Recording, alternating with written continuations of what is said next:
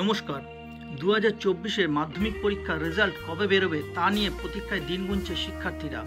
কবে নাগাদ রেজাল্ট বেরোবে, রেজাল্ট কিভাবে দেখবে শিক্ষার্থীরা অথবা বিদ্যালয় কর্তৃপক্ষ, কোন কোন সাইডে দেখা যাবে রেজাল্ট দেখার জন্য কি কি তথ্য লাগবে তা নিয়েই আজকের আলোচনা। চলুন শুরু করা যাক।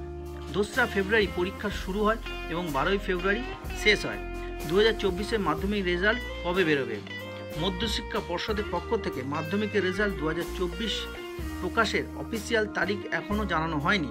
তবে শিক্ষামহল সূত্রে খবর পাওয়া যাচ্ছে যে মে মাসের মাঝামাঝি থেকে শেষ সপ্তাহের মধ্যে 2024 সালের মাধ্যমিক পরীক্ষার রেজাল্ট প্রকাশ করা হতে পারে। সেক্ষেত্রে 19শে মে তারিখটি নিয়ে আলোচনা চলছে। অনুমান করা হচ্ছে যে 19শে মে তারিখ থেকে তার পরবর্তী সময়ে মে মাসের মধ্যে যে কোনো একটি সময়ে মাধ্যমিক রেজাল্ট 2024 প্রকাশ করা হতে পারে। ফল প্রকাশের দিন দুপুর 12টা থেকে পরীক্ষার্থীরা অনলাইনে নিজেদের রেজাল্ট দেখতে পাবে। মাধ্যমিক রেজাল্ট 2024 কিভাবে দেখব? স্টেপ 1, মাধ্যমিক রেজাল্ট দেখার জন্য পরীক্ষার্থীদের wbresult.nic.in ওয়েবসাইটে যেতে হবে। এরপর মাধ্যমিক রেজাল্ট 2024 অংশে ক্লিক করতে হবে। Step 3, enter your registration number, এর ঘরে রেজিস্ট্রেশন নম্বর টাইপ করতে হবে। এন্টার ডেট অফ বার্থ, এর বক্সে জন্ম তারিখ দিতে হবে। আবার অনেক ওয়েবসাইট আছে যেখানে রোল নাম্বার দিয়েও হবে। স্টেপ 4, স্টেপ 2 সম্পূর্ণ করে সাবমিট বাটনে ক্লিক করতে হবে। তারপর ওই পরীক্ষার্থীর মাধ্যমিকের রেজাল্ট দেখা যাবে। 2024 মাধ্যমিক রেজাল্ট দেখার ওয়েবসাইট।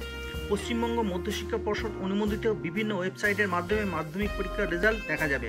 পশ্চিমবঙ্গ মধ্যশিক্ষা পর্ষদ অনুমোদিত মাধ্যমিক রেজাল্ট দেখার ওয়েবসাইটগুলি হল www.indiaresult.com, www.result.শিক্ষা, www.school9.com, www.firstresult.in এই সমস্ত ওয়েবসাইটে। তো এবার কিভাবে রেজাল্ট দেখতে হবে সেটা এবার একটু দেখে নিন। এখানে দেখুন মাধ্যমিক পরীক্ষা সেকেন্ডারি এডুকেশন রেজাল্ট ইয়ার 2024, এন্টার ইয়ার রোল নাম্বার। এই ওয়েবসাইটে এন্টার ইয়ার রোল নাম্বার দেওয়া আছে, অর্থাৎ এখানে পরীক্ষার্থীদের রোল নাম্বার দিতে হবে। তারপর এন্টার ডেট অফ বার্থ, অর্থাৎ জন্ম তারিখ দিতে হবে। জন্ম তারিখটা কীভাবে দিতে হবে? প্রথমে ডেট, তারপর মান্থ, তারপর ইয়ার, এইভাবে কিন্তু দিতে হবে।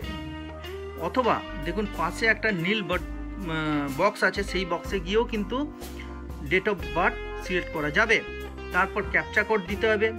তারপর রেজাল্ট সেকশানে অর্থাৎ সাবমিট বাটনে ক্লিক করলে পরীক্ষার্থীদের রেজাল্ট দেখা যাবে।